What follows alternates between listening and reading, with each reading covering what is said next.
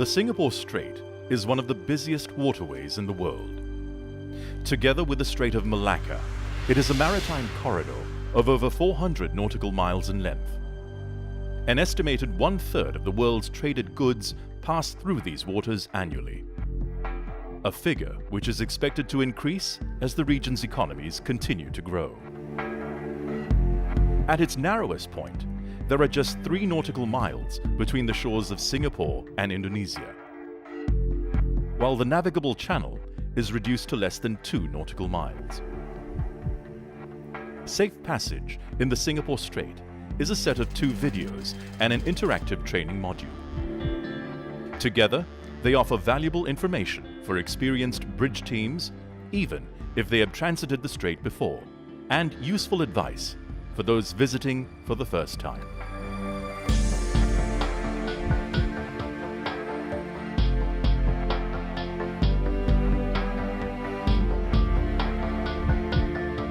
There are around 1,000 ship movements each day in the Singapore Strait. As a result, watchkeeping officers can find themselves having to deal with traffic situations involving a wide range of vessel types and sizes. This is especially challenging in poor visibility. So detailed voyage planning, good seamanship, and situational awareness are essential to safe navigation. The hydrographic data is regularly checked, so when calculating safety factors on depth and contour settings, make sure you have the most recent updates. There are strong tidal streams in the strait, which must be remembered, as these can make a big difference when crossing lanes or picking up a pilot. The pilot boarding grounds for Singapore and Malaysia are all to the north of the TSS. Sambu, the pilot boarding ground for Indonesian ports, is to the south. Navigation in the strait can be demanding, so everyone needs to be properly rested at the start. Traffic movement is always changing. Watchkeeping officers need to know their ship's position and maintain good situational awareness so that they can make appropriate navigational choices. It's important to have the right level of bridge personnel. Always follow your company's SMS. All vessels must proceed with caution. They need to maintain a speed consistent with safe navigation. As always, keep to your company's SMS, but it is strongly recommended to have the engine room manned throughout the transit.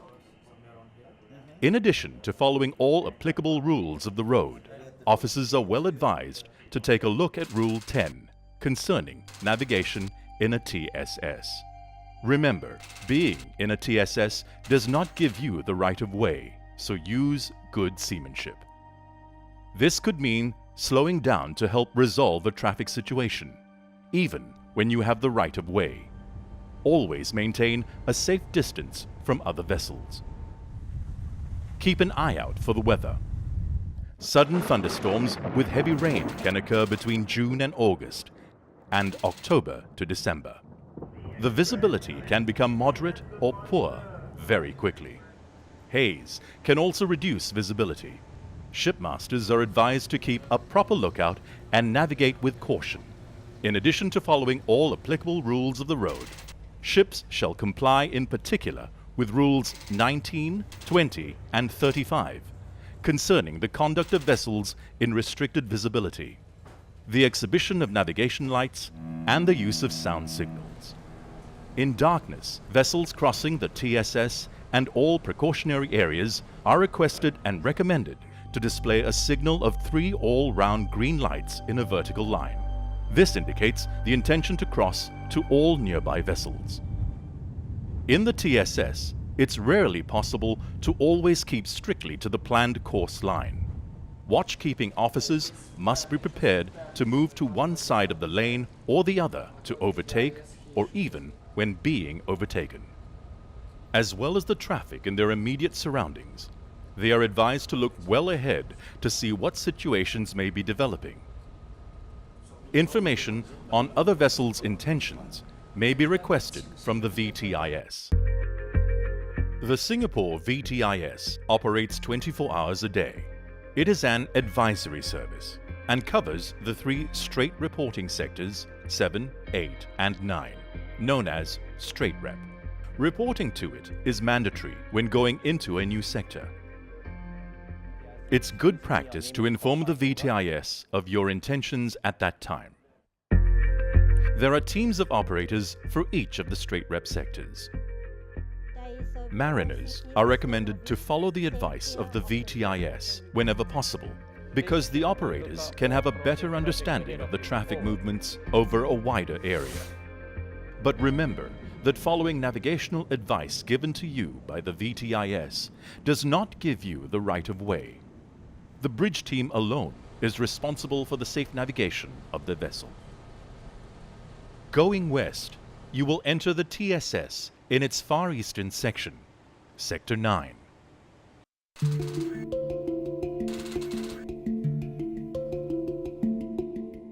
You may notice dense traffic approaching the outer limits of the TSS. It comes from north, south, and east, so you must exercise caution. As you pass the Horsburgh Light, it's mandatory to report in to VTIS on VHF Channel 10. If you are transiting, you will be asked for information, including your destination and whether you are carrying any dangerous goods. If you are, they will ask for details of IMO class and weights. You will not have to give this information again during your transit, as the VTIS pass it on from sector to sector. If you are going into the Port of Singapore, they will already have this information in the pre-arrival notification. There are 4 precautionary areas in the Singapore Strait where you may encounter a high density of crossing traffic. Westbound, the first precautionary area, takes up about half of Sector 9.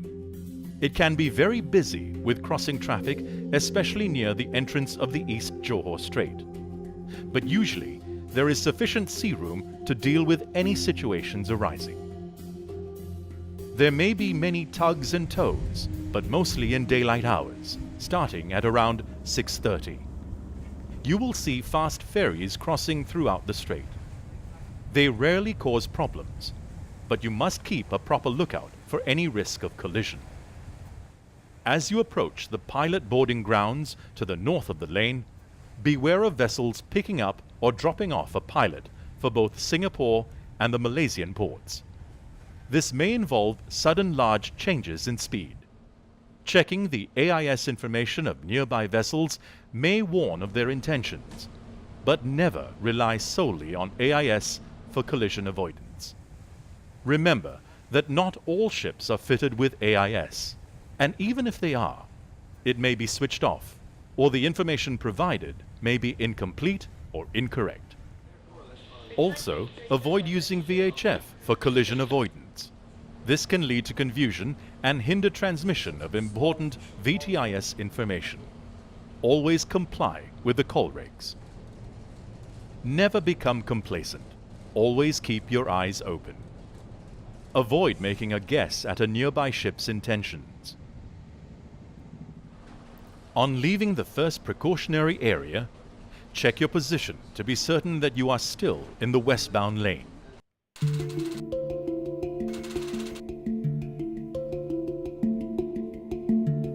When entering Sector 8, reporting is mandatory to the VTIS on VHF Channel 14. Sector 8 is the narrowest in the strait.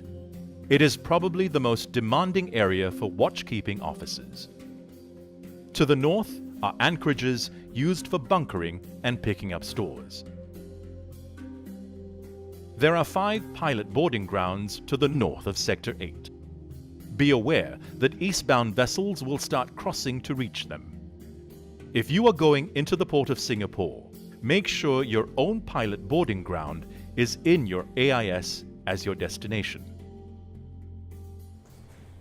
The movement of Singapore pilots is managed from a central control room where everything possible is done to ensure that pilots get to their booked ETA on time.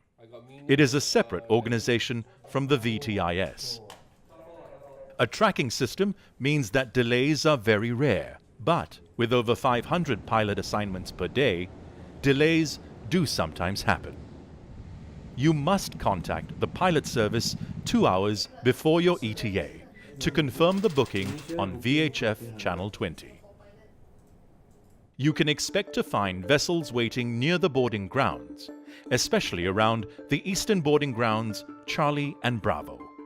Vessels are advised to calculate and adjust their speeds in the hours before arrival to avoid having to wait near a boarding ground and cause congestion. When approaching the boarding grounds, it is strongly recommended that they should do so at a safe speed, following all applicable rules of the road. In particular, the separation distance and factors listed in Rule 6, such as the state of visibility, available sea room, and traffic density, among others. Only one vessel will be scheduled to arrive at Bravo and Charlie at any one time, and the next vessel will be scheduled at an interval of not less than 15 minutes later. Vessels arriving too early may have to wait, maintaining a minimum separation distance of 1 nautical mile from the vessel ahead.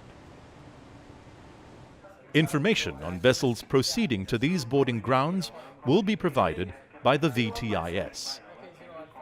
Westbound vessels should approach their boarding ground on the starboard side of the channel.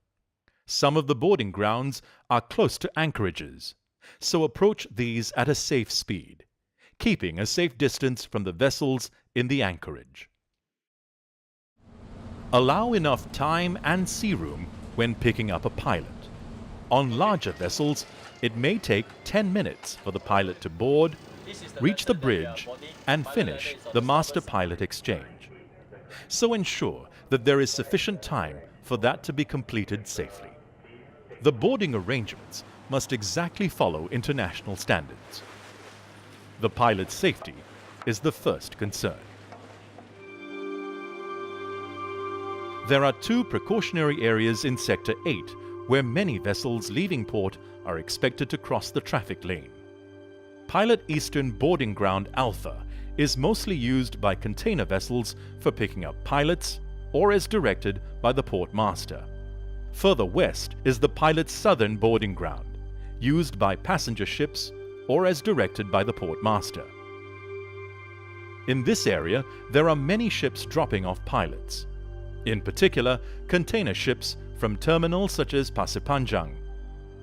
As they have the right of way, they come straight into the TSS, heading for the eastbound or westbound traffic lane. At night, these vessels may be obscured by the background lights of Singapore. Pay attention to the VHF to hear VTIS traffic information about nearby vessels. There may be a lot of crossing traffic, including ferries and tugs with barges, especially soon after dawn. Carefully assess the situation before you overtake.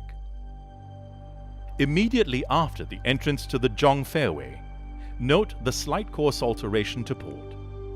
Distant oncoming traffic in the eastbound lane may seem to be intending to cross ahead of own ship, but they will alter course to starboard as they approach.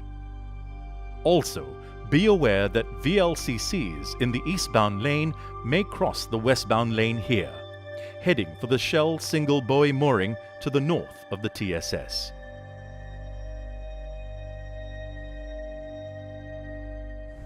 Fishing boats can be found throughout the strait, especially soon after dawn. Their movements can be unpredictable. These small boats are not visible on radar.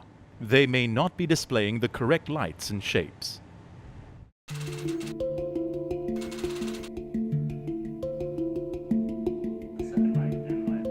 Report in to VTIS on VHF Channel 73 as you enter Sector 7. The westbound lane of the TSS is wider than in Sector 8, so generally the traffic is light. There's a wheelover position immediately inside Sector 7, near the Raffles Lighthouse.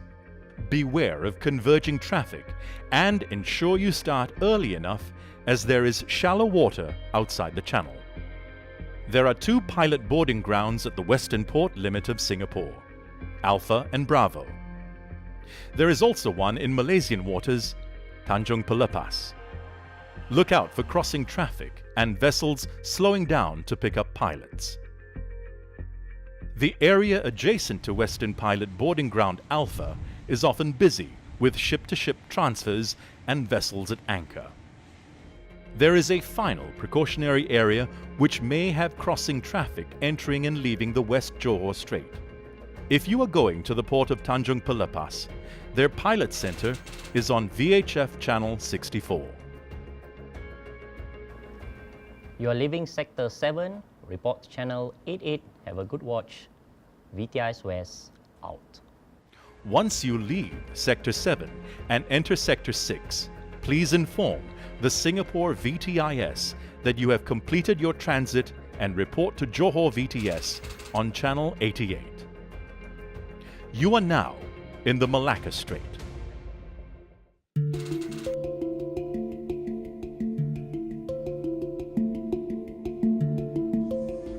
Detailed voyage planning, good seamanship, and situational awareness are essential to safe navigation in the Strait. Make sure your bridge is adequately manned as specified by your SMS. Maintain good communication with the VTIS throughout your transit. We hope you found this video helpful. Have a safe passage.